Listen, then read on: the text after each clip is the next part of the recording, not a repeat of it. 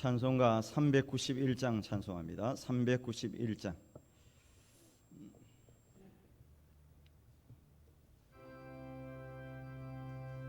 오 놀라운 구세주 예수 내 주 참 능력의 주시로다.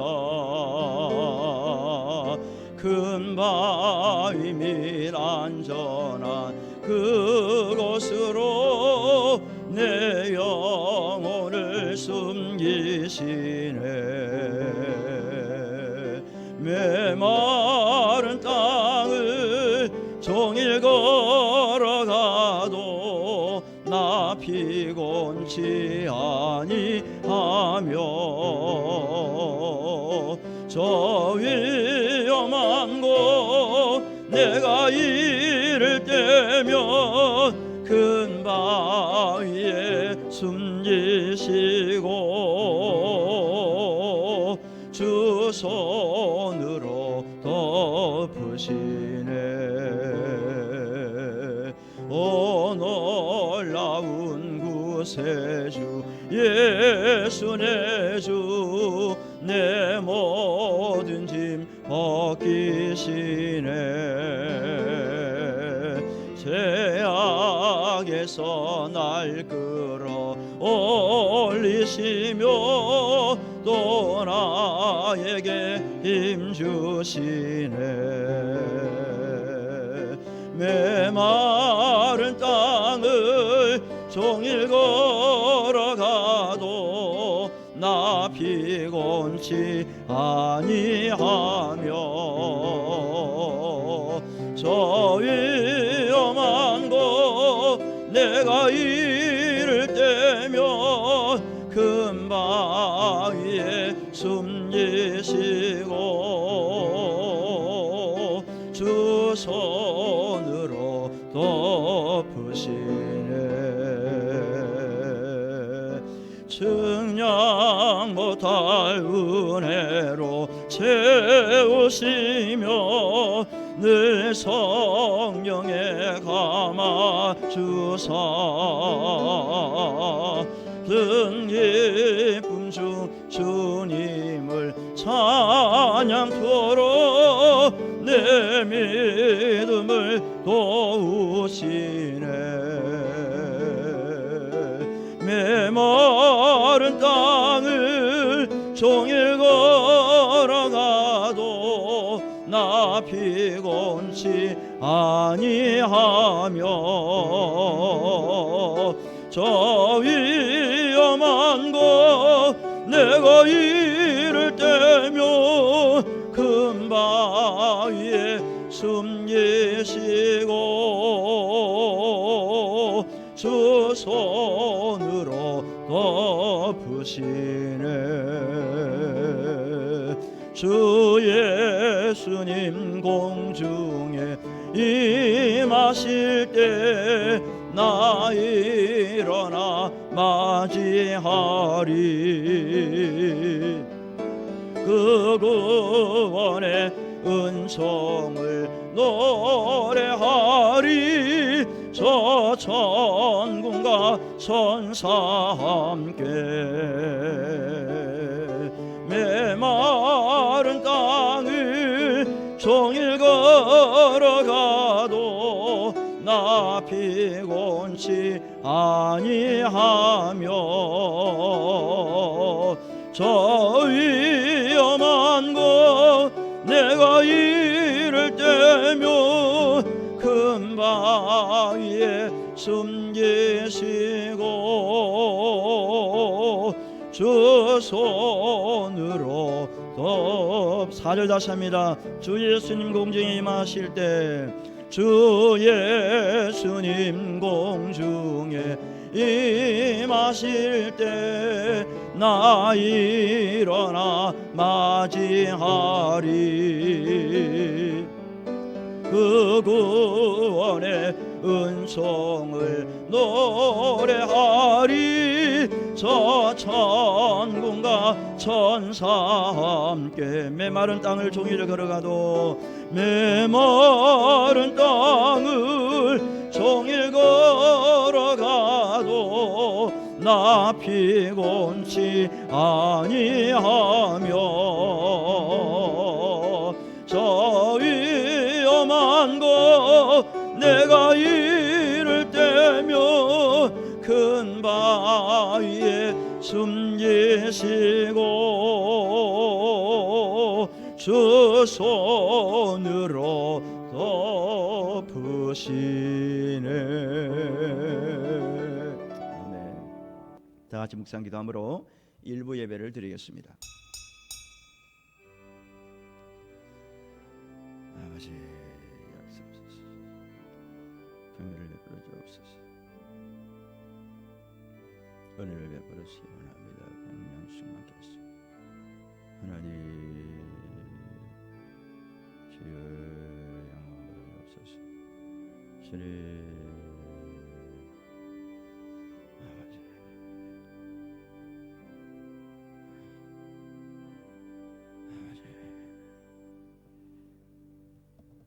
내 이름으로 일컫는 내 백성이 그들의 악한 길에서 떠나 스스로 낮추고 기도하여 내 얼굴을 찾으면 내가 하늘에서 듣고 그들을 죄를 사하고 그들의 땅을 고칠지라.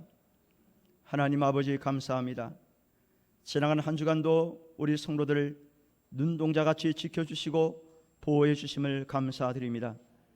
이 시간 하늘문을 여셔서 우리가 올리는 예배를 받으시고 긍휼을 베풀어 주시옵소서. 예수님의 이름으로 기도드리옵나이다. 아멘. 주기도문성 찬양합니다. 하늘에 계신 아버지 이름 거룩하사 주님 나라 임하시고 뜻이 이루어지다.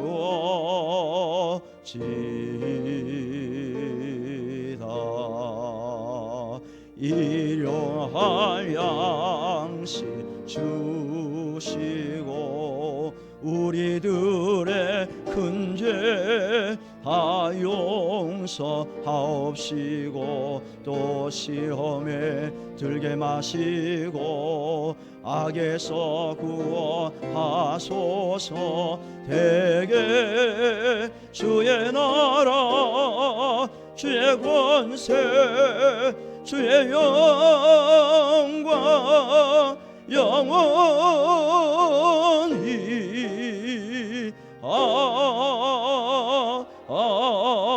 아멘.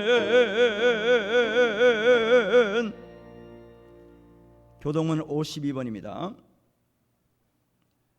청년이 무엇으로 그의 행실을 깨끗하게 하리까? 주의 말씀만 지킬 따름이니이다.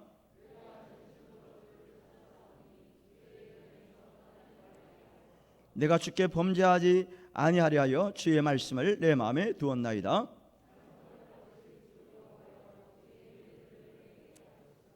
내가 주의 법도들을 작은 소리로 읊조리며 주의 길들에 주의하며 주의 법이 나의 즐거움이 되지 아니하였다면 내가 내 고난 중에 멸망하였으리다.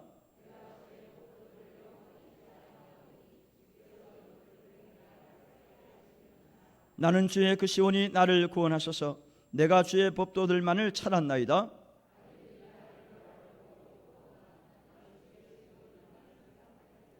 내가 보니 모든 완전한 것이 다 끝이 있어도 주의 계명들은 심히 넓으니이다.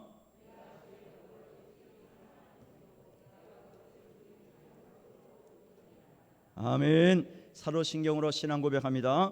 전능하사 천지를 만드신 하나님 아버지를 내가 믿사오며 그 외아들 우리 주 예수 그리스도를 믿사오니 이는 성령으로 잉태하사 동정녀 마리아에게 나시고 본디오 빌라도에게 고난을 받으사 십자가에 못 박혀 죽으시고 장사한 지 사흘 만에 죽은 자 가운데서 다시 살아나시며 하늘에 오르사 전능하신 하나님 우편에 앉아 계시다가 저리로서 산자와 죽은 자를 심판하러 오시리라. 성령을 믿사오며 거룩한 공예와 성도가 서로 교통하는 것과 죄를 사하여 주시는 것과 몸이 다시 사는 것과 영원히 사는 것을 믿사옵나이다.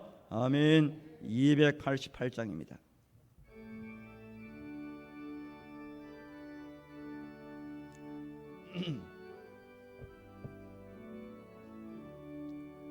예수를 나의 구주 삼고 성령과 피로서 거듭나니 이 세상에서 내 영혼이 하늘의 영광 누리도다. 이것이 나의 간증이요 이것이 나의 찬송일세. 나 사는 동안 끊임없이 구주를 찬송하리로다. 온전히 주께 맡긴 내 영 사랑의 음성을 듣는 중에 천사들 왕래하는 것과 하늘의 영광 보리로다. 이것이 너의 간증이요 이것이 나의 찬송일세. 나 사는 동안 끊임없이 구주를 찬송하리로다.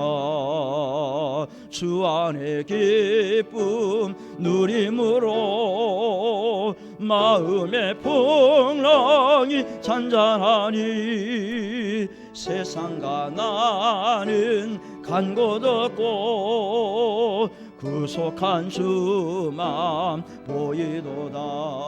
아멘. 이것이 너의 간증이요 이것이 나의 찬송일세. 나 사는 동안 끊임없이 구주를 찬송하리로다.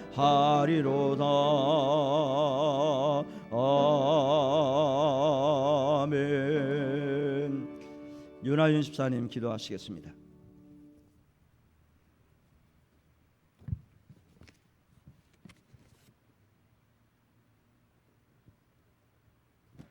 기도하시겠습니다.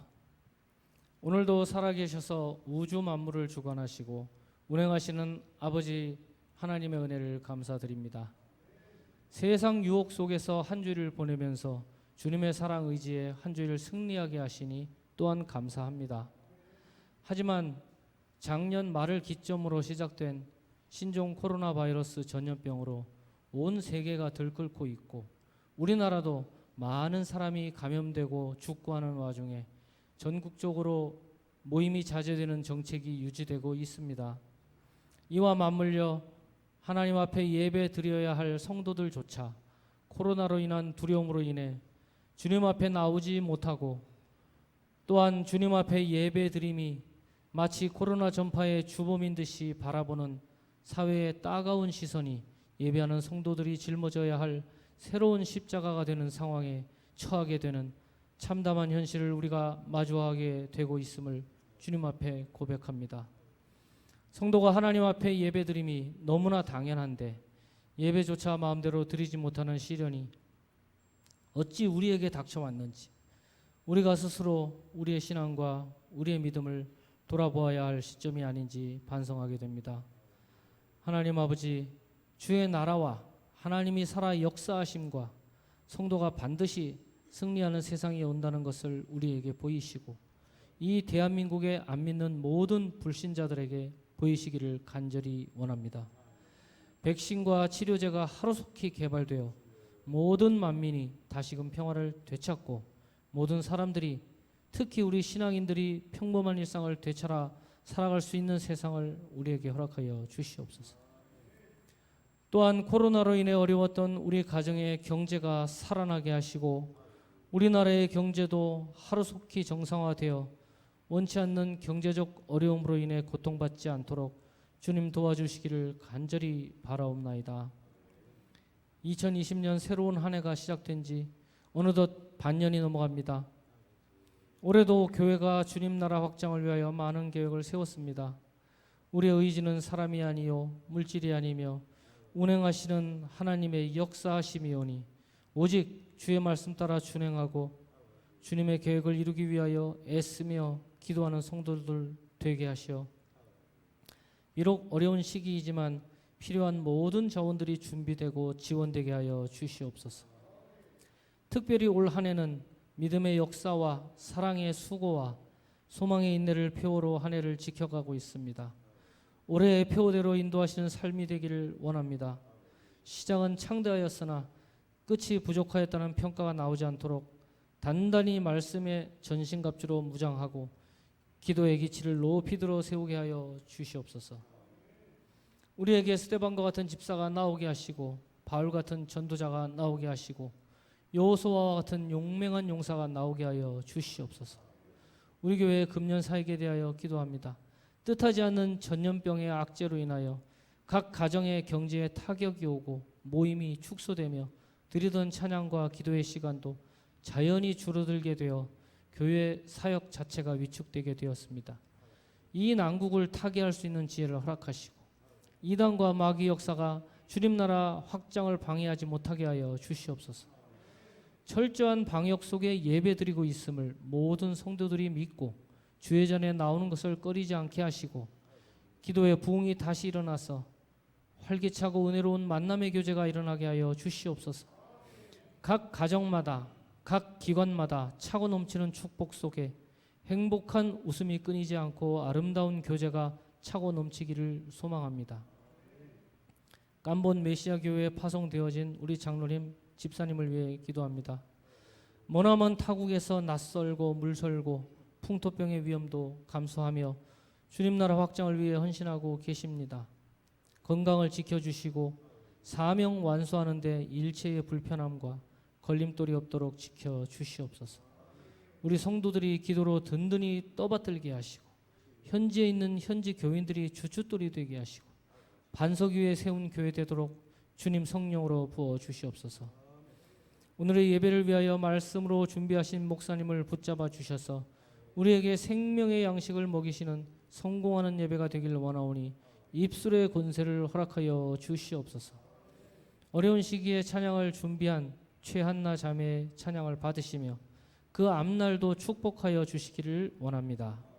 오늘의 예배가 신령과 진정으로 드려지기를 원하오며 시작과 끝이 온전히 주님에게만 향하기를 원하오며 이 모든 말씀 예수님의 이름으로 기도드립니다. 아멘.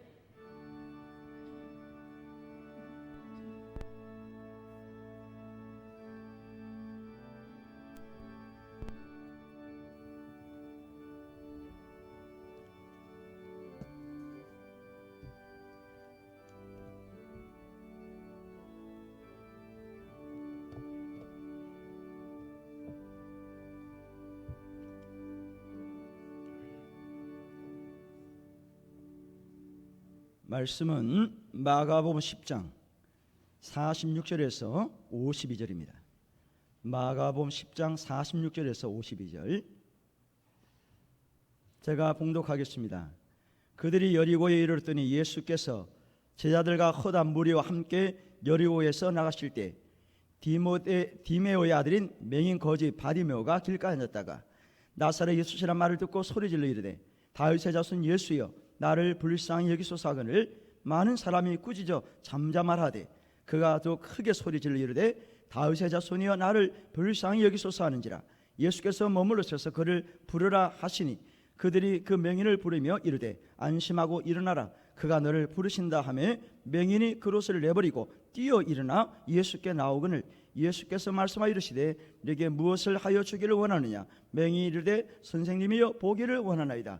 예수께서 이르시되 가라 내 믿음이 너를 구원하였느니라 하시니 그가 곧 보게 되어 예수를 길에서 따르니라. 아멘. 최한나 청년이 찬양 올리겠습니다.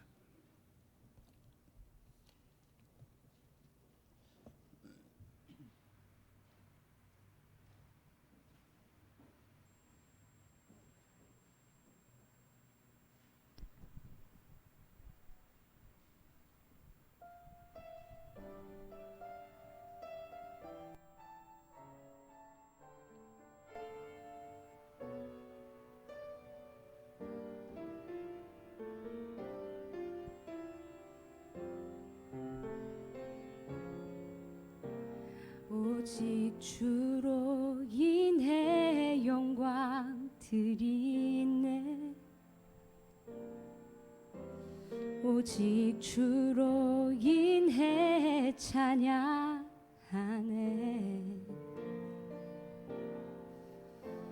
오직 주로 인해 나의 목소리 높여 나 경배하리. 오직 주로 인해, 오직 주로 인해 영광 드리네. 오직 주로 인해 찬양하네.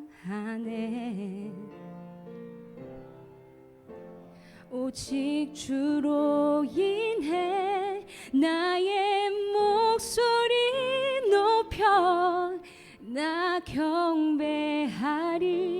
오직 주로 인해 나 경배하리.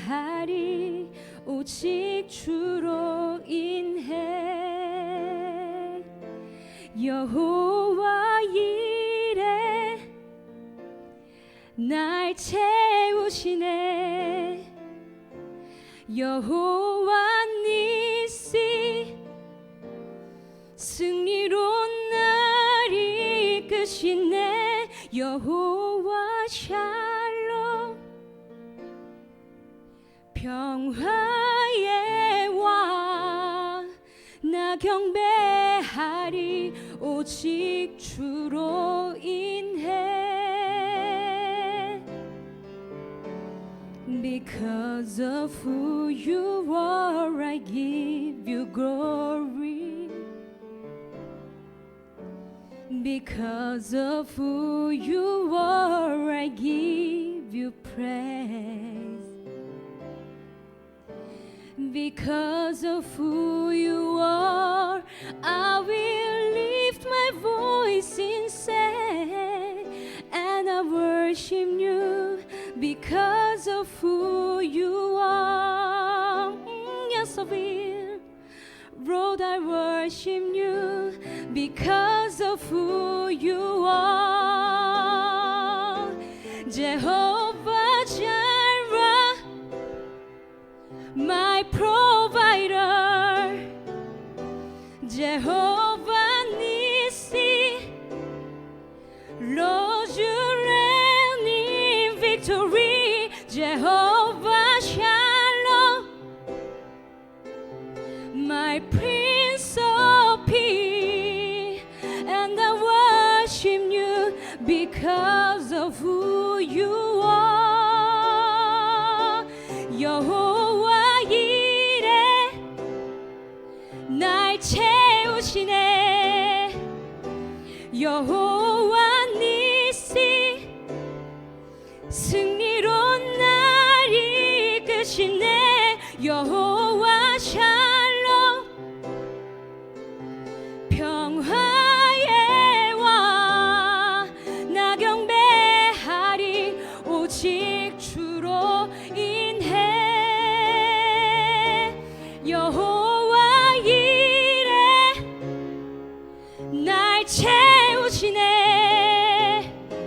여호와 니시 승리로 날 이끄시네. 여호와 샬롬 평화의 왕 나 경배하리. 나 경배하리. 나 경배하리.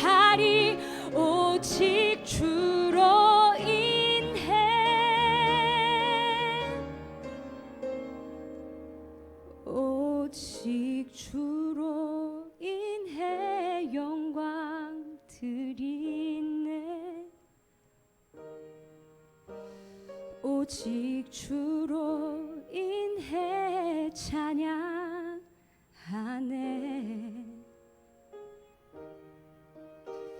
오직 주로 인해 나의 목소리 높여 나 경배하리. 오직 주로 인해 나 경배하리. 오직 주로 인해.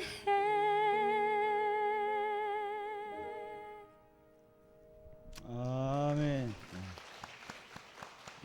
반갑습니다. 예. 우리 한남교회 찬양 잘하는 분들이 많죠? 예, 감사하죠. 예, 수고 많으셨어요. 사랑도 아무나 하는 게 아닙니다. 물론 아무나 할 수 있어요. 그런데 이 사랑을 받아본 사람이 사랑을 할 수 있는 거예요. 인정하시나요? 사랑을 받아보지 못한 사람들은 사랑을 하긴 하지만은 잘 하지 못해요. 쉽게 말하면 표현을 잘 못하고요. 스트로다 그 말입니다. 우리 어르신 세대도 그랬겠지만은 저희 세대에 자라면서 사랑을 많이 받고 자란 세대는 아니에요. 물론 가정마다 환경이 다 다릅니다. 똑같을 수는 없어요. 그런데 먹고 살기 어려운 시대였기 때문에 부모님들로부터 칭찬을 많이 받고 사랑을 많이 받고 자라지 못한 그런 세대입니다. 특별히 베이비 부모 시대가 있었어요. 베이비 부모 세대. 1955년부터 1963년 사이에 태어난 그 세대를 베이비 부모 시대라 그래요. 그 시대에 태어난 사람들이 우리 교회도 많은데요. 그때는 가정마다 자녀들이 참 많았습니다. 동네에 아이들이 참 많았어요. 제 또래만 해도 10명이 넘었습니다. 그 작은 동네에 아이들이 북적북적했어요. 5명은 기본이고요. 10명 이상 되는 가정이 많았거든요. 그러다 보니까 사는 게 경쟁이에요. 생존 경쟁입니다. 먹고 사는 것도 힘들었어요. 공부하는 것도 쉽지 않았어요. 다 그렇잖아요. 입는 것도 다 물려받았어요. 형님, 누나, 오빠가 입던 옷 다 이렇게 물려받고 있고요. 또 언니가 입던 옷 물려받고. 책도 그랬잖아요. 책도 새 책 별로 없어요. 헌 책들 뭐 다 물려받았습니다. 그러다 보니까 뭐 사랑은 고사하고 그냥 하루하루 살아가는 거, 생존 경쟁, 이게 전부였습니다. 그래서 살다 보니까 이제 나이가 들고 결혼을 하고 가정을 꾸려 나가잖아요. 그러다 보니까 부부 사이도 그렇고 부모 자식 간에도 그래요. 사랑의 표현을 잘 하지 못하고 또 사랑을 잘 하지 못합니다. 우리 어렸을 적에 부모님들로부터, 어른들로부터, 또 스승으로부터 칭찬을 많이 받고 자란 세대는 아닙니다. 동네 어르신들에게 뭐 똑같아요. 주로 많이 뭘 듣고 자랐냐면은 욕을 많이 먹고 자랐어요. 욕. 제가 설교 시간인데 뭐 좀 죄송합니다. 뭐하고 자빠졌네.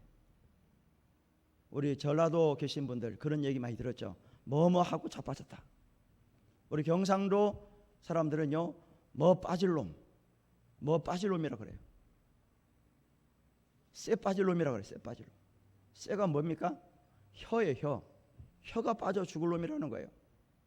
또 병신 같은 놈, 등신같이, 뭐 미친 놈, 뭐 새끼 그러면서 이런 욕이 평상시에 그냥 말이었어요. 뭐 칭찬은 고사하고요, 욕 안 먹으면 다행입니다. 저는 자라면서 동네에서 칭찬 2가지는 들었습니다. 인사는 잘한다. 인사는 참 잘한다.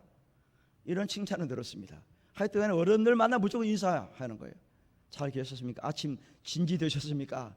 못 먹던 시절이라 편안하십니까? 그게 인사하잖아요. 그 다음에 학교에서 교회에서 노래 잘한다는 칭찬을 들었어요. 하여튼 간에 잘하면서 칭찬을 많이 받지 못하고 자랐기 때문에 남을 칭찬하는 것이 참 어색하고 익숙하지가 않아요. 우리 정치하는 분들 그렇잖아요. 상대방을 깔아뭉개야 돼요. 흠집을 내야 됩니다. 비방을 하고 반대를 위한 반대를 해야 됩니다. 그래야 내가 사는 거예요. 자기가 올라가는 거예요. 상대방을 죽이지 않으면 내가 설 수 없기 때문에. 특별히 요즘에 연세가 좀 있는 분들도 그렇고요. 적어도 우리나라는 지금도 마찬가지예요. 상대방을 칭찬한다든지 인정해주는 풍토는 아니에요. 새로운 정치가들이 뭐 조금 달라지긴 했지만은 그렇게 배워왔기 때문에, 답습을 해왔기 때문에 여전히 그 병폐는 남아 있습니다. 오늘 말씀의 제목이 한번 따라 하십시다. 듣고 싶은 말, 하고 싶은 말. 듣고 싶은 말을 들었더니 일이 풀리기 시작했고요, 하고 싶은 말을 했더니 일이 풀리기 시작했다는 거예요. 여기서 듣고 싶은 말, 하고 싶은 말이 뭔가? 한마디로 말하면 칭찬이라는 거예요. 따라합시다. 칭찬입니다.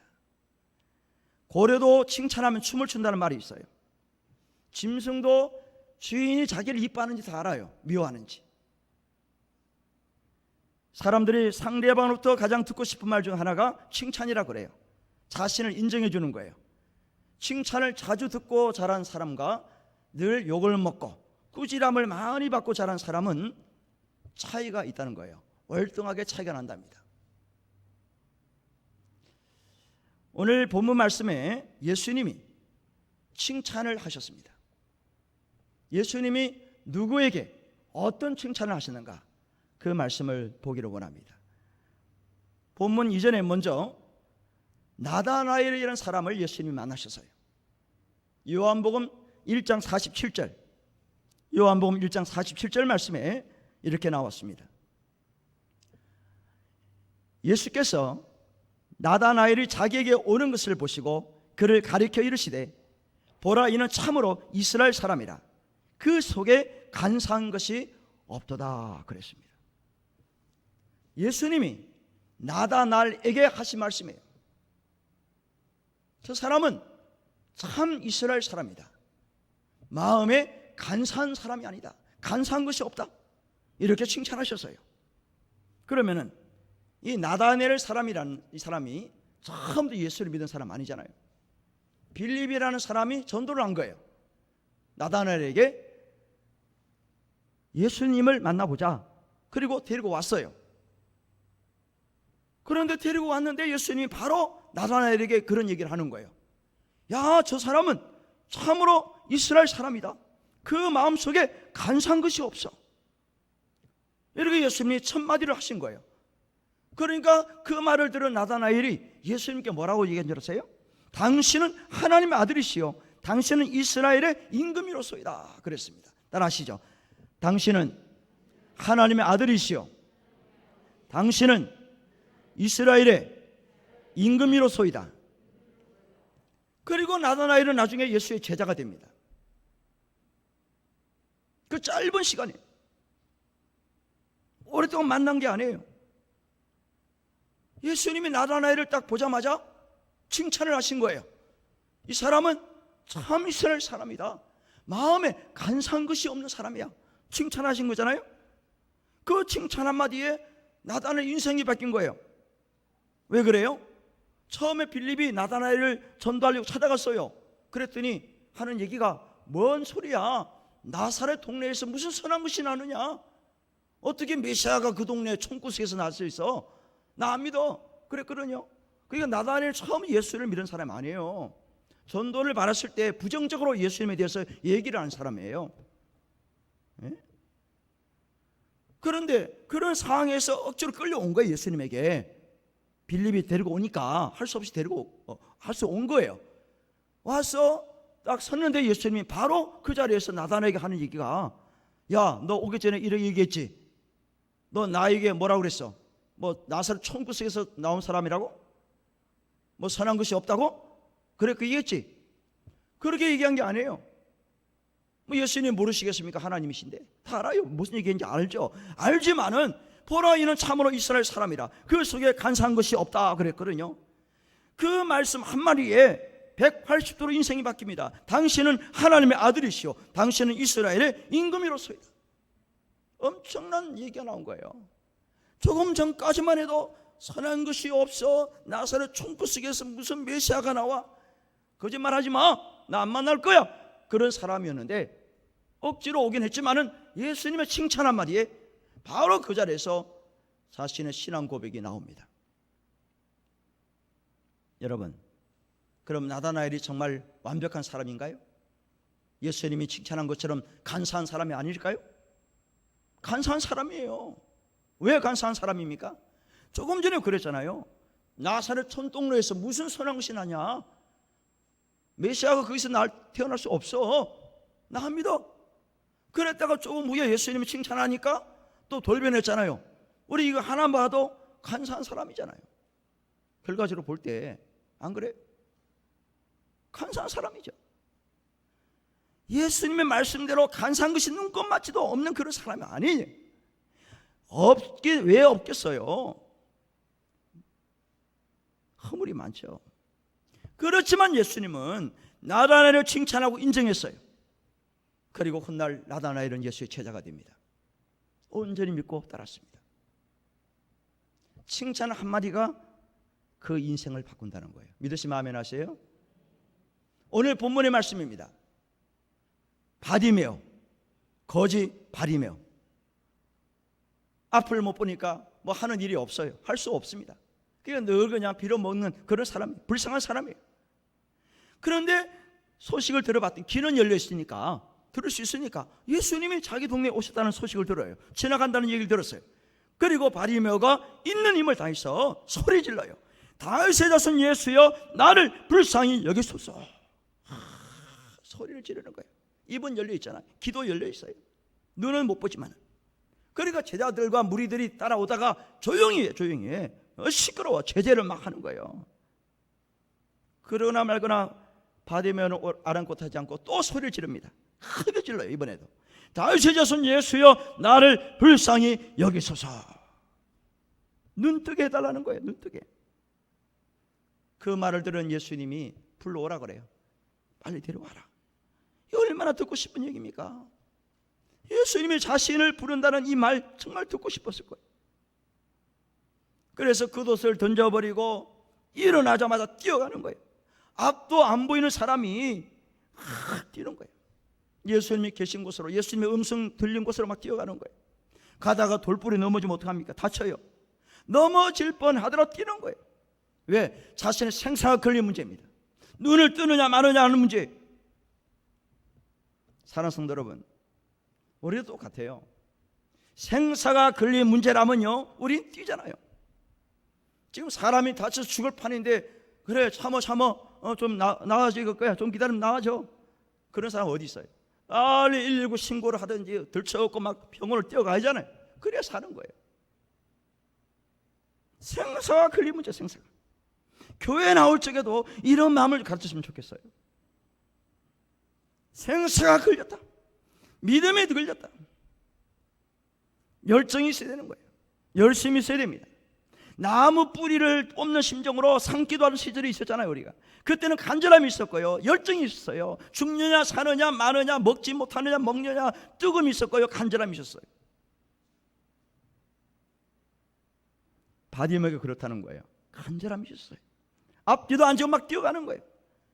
그러자 예수님이 말씀하십니다. 내게 무엇을 하여 주기를 원하느냐? 예수님이 몰라서 묻겠어요? 다 아세요. 그럼 왜 물어요? 다 아시는데 왜 묻습니까? 이 말은 너 나를 믿어? 내가 너의 눈뜨게 할 줄을 믿어? 이 믿음을 요구하는 거예요. 바디메오가 뭐라 그래요? 보기를 원합니다. 예수님 보기를 원합니다. 믿는다는 뜻 아니에요? 예수님이 제 눈을 뜨게 하실 줄로 믿습니다. 확신을 갖고 있는 거예요.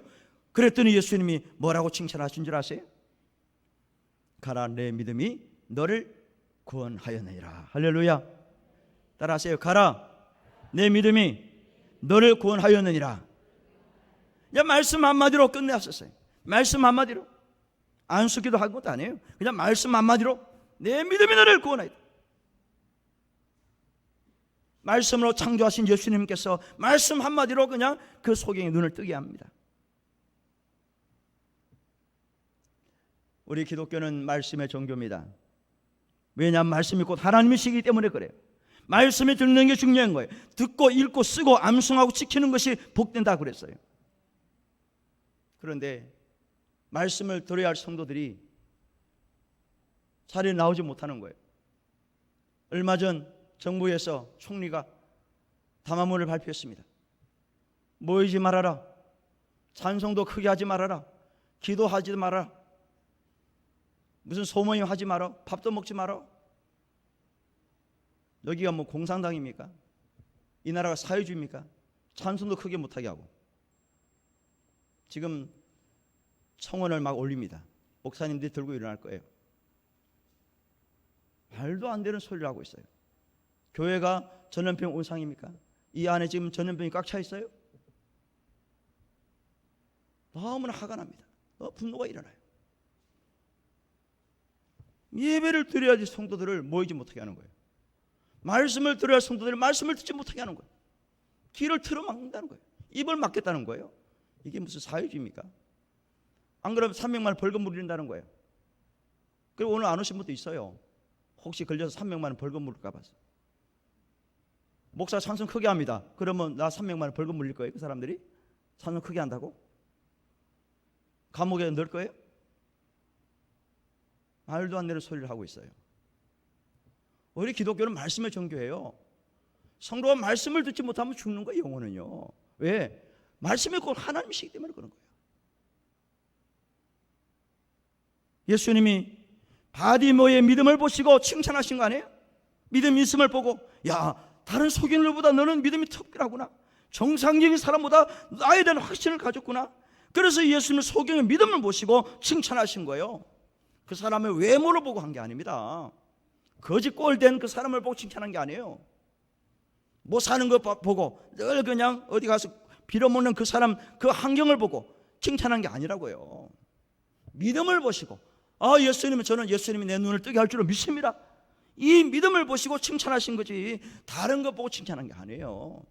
너 참 가난하게 살았구나, 너 참 거지, 참 내가 칭찬한다, 잘났어, 그렇게 한 게 아니잖아요.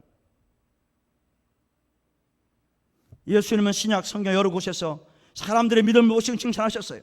내 질병을 고쳐주신다, 내가 살아나게 한다, 내 믿음대로 될지어다, 내 손으로 대라, 이렇게 말씀하시잖아요. 너 어디 학교 나왔어? 어디 고향 사람이야? 뭐 인맥이 있어? 혈액 뭐가 있어? 돈 좀 있어? 그거 보신 게 아니에요. 믿음을 보시고, 따라하세요. 믿음을 보시고, 믿음을 보시고 하신 거예요. 칭찬하셨어요. 그 다음에 어떤 일이 일어났습니까? 칭찬을 한 바로 눈을 뜨게 됐다. 보게 되었고, 보게 되었고요. 그 다음에 중요한 게 뭔지 아세요? 예수님을 따랐습니다. 바로 예수님의 제자가 된 거예요. 12제자는 아니지만 예수님의 제자가 되었습니다. 육신의 질병도 고침받고 영적인 구원도 받았다, 그 얘기입니다. 칭찬 한마디. 그것뿐만 아닙니다. 예수님은 성경 여러 곳에서 여러 사람들을 칭찬하셨는데요, 로마에서 가버나움으로 파견 나온 백부장인 보고 예수님이 칭찬하셨어요. 뭐라고 했냐면은 누가복음 7장 9절에입니다. 예수께서 들으시고 그를 놀랍게 여겨 돌이키사 따르는 무리에게 이르시되, 내가 너에게 이르노니 이스라엘 중에서도 이만한 믿음은 만나보지 못하였노라 하시더라. 할렐루야. 이만한 믿음을 내가 만나본 적이 없어. 이 사람은 이방 사람인데, 이 로마에서 온 사람이에요. 이 사람은 파견 나온 백부장입니다. 그런데 이방 사람, 이 사람이 오히려 선택된 이스라엘 백성들보다 더 큰 믿음을 가졌다는 거 칭찬하셨어요. 그리고 그 하인을 고쳐주시잖아요. 누가복음 17장 19절 말씀에 그에게 이르시되, 일어나 가라, 내 믿음이 너를 구원하였느니라. 이 말이 뭐냐? 10명의 나병 환자들이 있었는데 특별히 사마리아 출신 한 사람, 감사하러 나온 그 한 사람을 칭찬하신 거예요. 일어나 가라, 내 믿음이 너를 구원하였다. 사람은 나병도 낫고 영적 구원도 얻게 된 거예요. 뭐 그 외에도 너무 많습니다. 예수님은 한결같이 칭찬하셨는데 뭘 보시고 칭찬하시느냐? 다른 것 보지 않았어요. 따라하세요. 믿음을 보시고 칭찬하신 거지. 뭐 많이 배웠니, 뭐 잘났니, 어디 출신이니 이런 거 따지지 않았어요. 믿음을 보시고 칭찬을 하시고 칭찬을 받는 그 사람은 바로 일이 풀리기 시작했다는 거예요. 따라하세요. 칭찬을 받으면 일이 풀린다. 자, 역으로 말씀해서 칭찬 듣는 사람도 일이 풀리지만은 칭찬을 하는 그 사람도, 내가 상대방을 칭찬하는 그 사람도 역시 일이 풀리기 시작하는 거예요. 그래서 우리는 칭찬을 많이 하고 칭찬을 많이 들어야 된다는 거예요. 할렐루야. 한 가정 이야기입니다. 80세를 바라보는 노부부가 있었습니다. 근데 말못도 고민이 있는 거예요. 이 부부에게, 할아버지 할머니에게. 무슨 고민이냐면은 아들과 딸이 있는데 아들은 결혼해서 따로 살고 딸은 아직 시집을 안 갔는데 따로 사는 거예요 지금. 그런데 문제는 뭐냐, 부모 자식 간 또 형제 간 오빠하고 여동생 사이가 또 안 좋아요. 왜 안 좋으냐?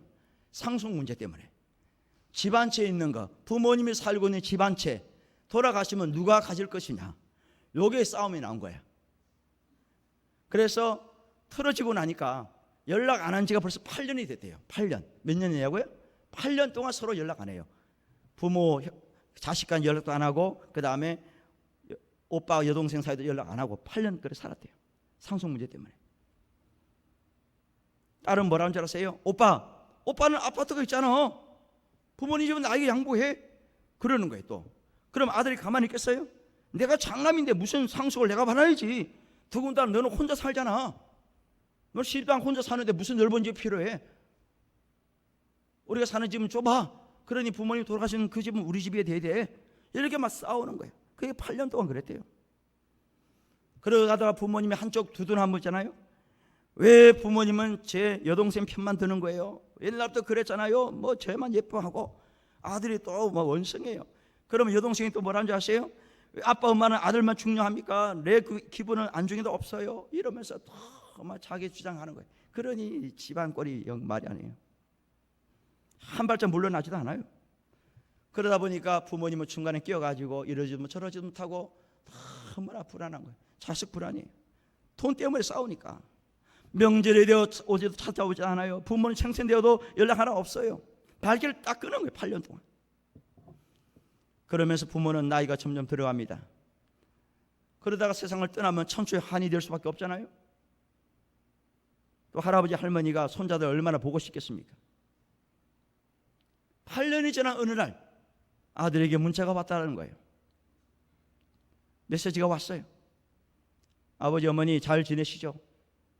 오랫동안 연락드리지 못해서 죄송합니다. 쌀쌀한데 감기는 걸리지 않으셨나요? 이제 연세도 있으시니 두 분 다 잘 챙겨 드시고 건강하세요. 이렇게 문자가 너다시 온 거예요. 깜짝 놀랐죠 부모님. 8년 동안 아무 소식도 없는 아들이 문자가 들려왔으니까 얼마나 놀랬겠어요. 눈물이 난 거예요. 상속 문제로 서로 꼬여있는 이 가정인데 어쩌다가 아들에게 문자가 온 겁니다. 그러면서 이제 조금씩 좀 관계가 나아지게 된 거예요. 그러면 아들이 갑자기 왜 이렇게 돌변했을까? 8년 동안 아무 소식이 없던 그 아들이 어떻게 문자를 보내느냐? 이유가 있었어요. 아들이 어떤 모임에 갔는데 상담을 하는 분을 만났대요. 우연히. 그런데 이제 너무나 괴로우니까 8년 동안 그 상담사니까 자신의 가정 얘기를 해줬대요. 이래서 지금 우리 부모님과 여동생 사이가 너무 안 좋다. 어떻게 하면 되겠느냐 그랬더니 그 상담하시는 분이 좋은 방법이 있다는 거예요. 무슨 방법입니까? 그랬더니 칭찬을 하십시오. 상대방을 칭찬하십시오. 그러면 관계가 나아질 겁니다. 그렇게 얘기를 해주시대요. 그래서 용기를 얻어가지고 먼저 아버지 어머니에게 문자를 날렸습니다. 그리고 그 이후에도 계속 문자를 날렸대요. 날이 꽤 더워졌어요. 어머니는 더위를 많이 타시는데 올여름도 건강하게 보내세요. 5살 된 아들이 유치원에서 재롱잔치에서 난쟁이 역할을 맡았는데 솔직히 왕자 역할을 기대했어요. 저 아들 바보인가 봐요. 예전에 아버지가 호수공원에 자주 데리고 가셨는데 그때 어머니가 김밥 싸주셨는데 다음에 아들과 함께 가볼까 합니다. 어릴 때 온 가족이 함께 갔던 온천에 갈 예정입니다. 그때 머물렀던 방을 예약했습니다. 사진관에서 딸아이 새 돌 사진을 찍었어요. 다음에 갈 적에 데리고 꼭 가겠습니다. 이런 소소한 이야기를 부모님에게 문자를 보냈다는 거예요. 그리고 어느 날 또 전화를 했답니다. 전화를 통화했는데 지금까지 여러 일이 있었지만 아버지와 어머니에게 감사하고 있습니다. 상속 문제로 모지말을 해서 정말 죄송합니다. 제가 그때 왜 그랬는지 몰라요. 지금 부모님이 계셔서 정말 다행이라고 생각합니다. 낳아주시고 길러주셔서 감사합니다. 이번 설에는 아이들과 함께 꼭 가겠습니다. 그렇게 전화까지 하게 되었다는 거예요. 이렇게 아들 부모 사이가 좀 가까워지니까 자연적으로 여동생하고도 조금 사이가 점점 나아지게 된 거예요. 그리고 설에 아들 식구하고 여동생 부모님 집에 다 모였다는 거예요. 그리고 화해를 했답니다. 두 노인네만 살던 집이 시끌벅적하게 되었다는 거예요. 그 부모님께서 꼭 듣고 싶은 말, 낳아주시고 길러주셔서 감사합니다. 이것이 가장 듣고 싶은 말이었는데 그 듣고 싶은 말을 들었고 또 그 아들 나중에 여동생이 결국 부모님에게 듣고 싶은 말을 했다는 겁니다. 그랬더니 가정이 싹 녹아지게 됐다. 그런 얘기입니다. 따라하십시다. 듣고 싶은 말을 했더니 일이 풀린다. 하고 싶은 말을 하면 일이 풀린다. 그게 뭐예요? 칭찬이라는 거예요. 칭찬을 통해서 인생을 극적으로 바꾼 사람들이 많아요. 사이가 좋지 않았던 아버지와 세상에 둘도 없는 부자지간이 되었대요. 싸늘했던 남편이 마음을 열었답니다. 서로 의지하게 살게 되었대요. 사춘기였던 중2 딸이 최근 들어 고민을 털어놓기 시작했답니다. 부모님에게. 놀기 좋아하는 고1 아들이 스스로 공부에 몰두하게 되었다는 겁니다. 왜? 칭찬을 했더니. 우리는 그러잖아요. 아이가 어쩌다가 시험에서 좋은 성적을 얻고 오잖아요. 그러면 그냥 잘했어 그러잖아요. 그죠? 그때 그렇게 하지 말고 아이에게 이렇게 얘기하랍니다. 그때 게임하고 싶은 거 참고 공부하더니 네가 100점을 받았구나. 평소보다 일찍 일어나서 공부하더니 정말 좋은 성적을 얻었구나. 그때 정말 놀고 싶었을 텐데 놀지 않고 열심히 공부하더니 좋은 성적을 얻었구나. 참 기특하다. 이렇게 말을 바꾸면요, 그 아이가 다 열심히 한다는 거예요. 뭐 하다 보니까 그런 거지 뭐 시험 문제가 쉬웠나 보다. 그렇게 할 수 있잖아요. 그죠? 그렇게 하지 말고 참 열악한 조건 속에서 열심히 공부하더니 잘 됐구나. 이렇게 칭찬하면요, 기특하게. 미국에서 목회하는 제 친구가 있습니다. 얼마 전에 우리 친구들 단톡방에 글을 하나 올렸어요. 자기 딸이 의대를 다닙니다. 의대를 다니는데 자기 딸이 연구한 그 논문인가요? 그게 교과서에 실렸대요. 한 페이지가 실렸답니다. 그래서 아주 자랑 삼아서 올렸습니다. 얼마나 기특합니까? 미국에 이민 가가지고 목회하면서 공부시키는 그 쉽지 않거든요. 그리고 의대 가서 공부하는 게 쉽지가 않고, 더군다나 교과서에 그 딸의 논문 내용이 들어간다는 게 이게 어려운 거잖아요. 그래서 너무나 기분이 좋아서 감사해서 단톡방에 올렸더라고요. 참 감사하잖아요. 그래서 제가 한턱 쏘라고 그랬어요. 어떻게 미국에 있는데 한턱 쏠까 그랬더니 드론으로 한턱 쏴서 보내 그랬더니, 야, 드론이 태평양 건너가냐 그러더라. 그래 우스갯소리를 했는데요. 남이 잘 되는 거 참 좋잖아요. 그죠? 친구의 딸이지만은 참 대단한 일을 했거든요. 그래서 칭찬하고 격려하고 위로하면요, 얼마나 감사가 됩니까? 여러분, 인생을 송두리째 바꿔줄 행복의 선순환은 칭찬 한마디에 시작한다. 오늘 아침 건넨 첫 한마디가 그날 하루를 결정하고요, 초면인 상대와 나눈 인사말 한마디가 그 사람의 관계를 좌우한다는 그런 말이 있습니다. 생판 처음 보는 사람에게 너무나 오늘 만나서 감사합니다. 당신을 만나 고맙습니다. 그렇게 인사하는 거고요. 당신 언제 만났어? 어디 살아? 뭐 이상한 소리 하면요, 기분 나쁜 거예요. 그 다음 만나기 싫습니다. 우리 아는 사람도 그렇잖아요. 오늘 예배당에 오면서 성도들을 만났을 텐데 어떤 말을 건넸습니까? 칭찬하는 말, 격려하는 말, 위로하는 말, 은혜스러운 그 말 한마디가 우리의 성도들의 삶을 바꾸고 인생을 성도리째 바꾼다는 사실을 믿으시면 아멘 하시길 바랍니다. 여러분들은 칭찬 상대방이 뭘 하고 싶어요? 고민해 보십시다. 나의 작은 칭찬이 상대방의 인생을 역전시키고 칭찬하는 본인도 인생이 풀린다. 칭찬을 하면 나도 풀리고 칭찬받는 그 사람도 일이 풀린다. 왜? 하나님 축복하시기 때문에 그래요. 내가 하는 게 아니잖아요. 누가 하신다고요? 하나님이 하시는 거예요. 할렐루야. 이 말씀 믿으셔서 이번 한 주간도 남을 칭찬하고 세워주고 격려하고 위로할 줄 아는 그런 한 주간 되시기를 주의 이름으로 축원합니다. 우리 찬양합니다.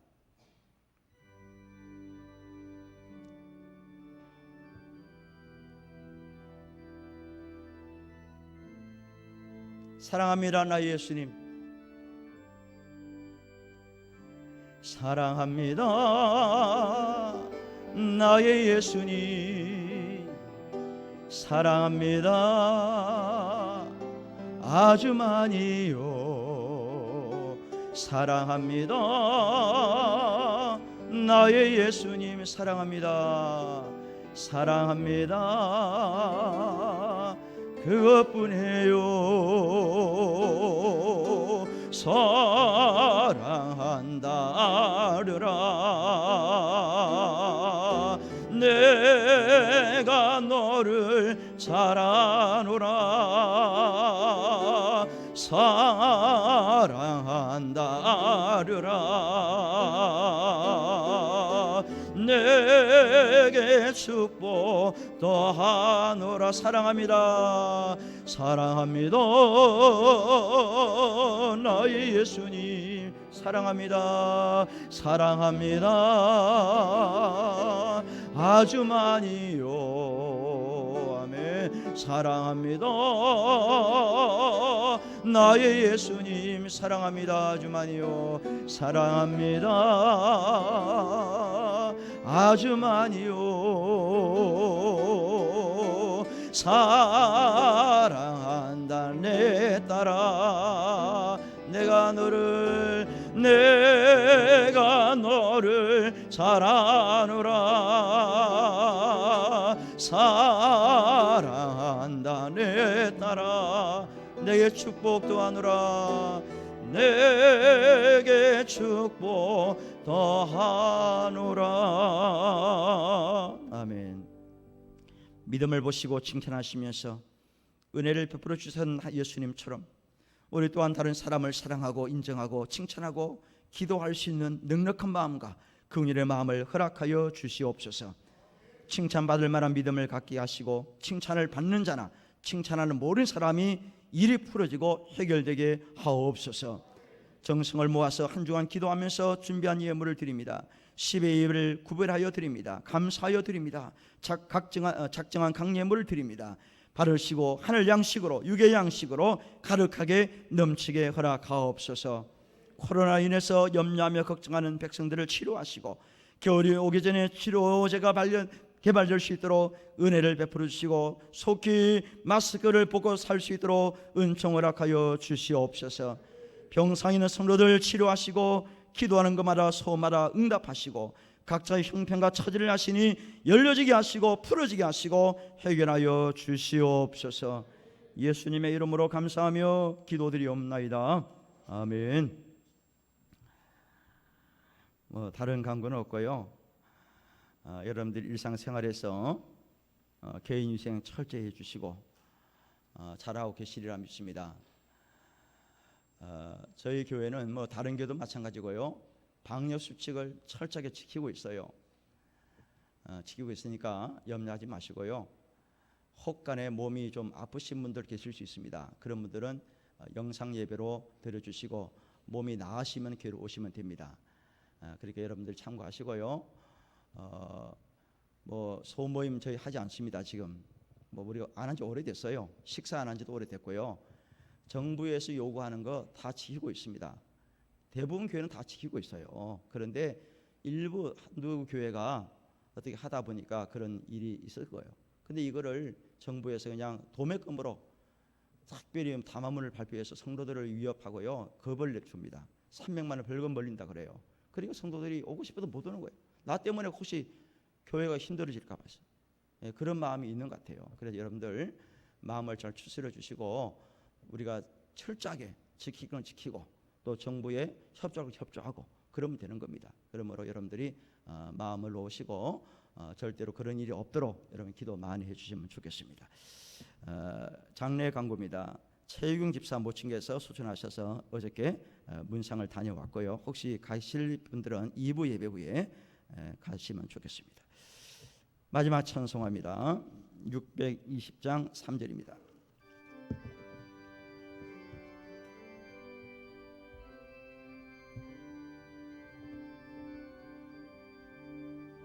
여기에 모인 우리 사랑받는 주의 자녀라, 주께서 뜻하신 바 우리 통에 펼치신다. 언제나 중에 더욱 주님 의지하오니 어려움 이겨내고 주님 더욱 찬양하라.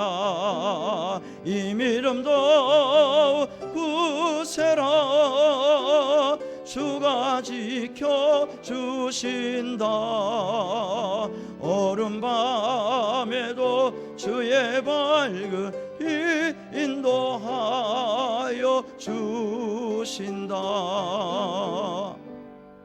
지금은 우리 주 예수 그리스도의 은혜와 하나님의 극진하신 사랑과 성령의 감동, 감화, 축복, 위로 충만하심이 믿음을 보시며 칭찬하시던 그 예수님을 기억하시면서 참 믿음을 가지고 신실한 믿음 가지고 정직한 믿음을 가지고 살아가기를 소원하는 우리 모든 성도들과 한 주간의 생활과 병상에 있는 성도들, 출타 중인 성도들, 외국에 있는 성도들, 군 복무 중인 청년들, 섬기는 한남교회, 깜본비시아교회, 장관의 선교사 가정과 조대영 장로 부부와 우리 교회가 협력하는 선교사 선교지회와 이 나라 이 민족 위에 영원토록 함께 있을지어다. 아멘.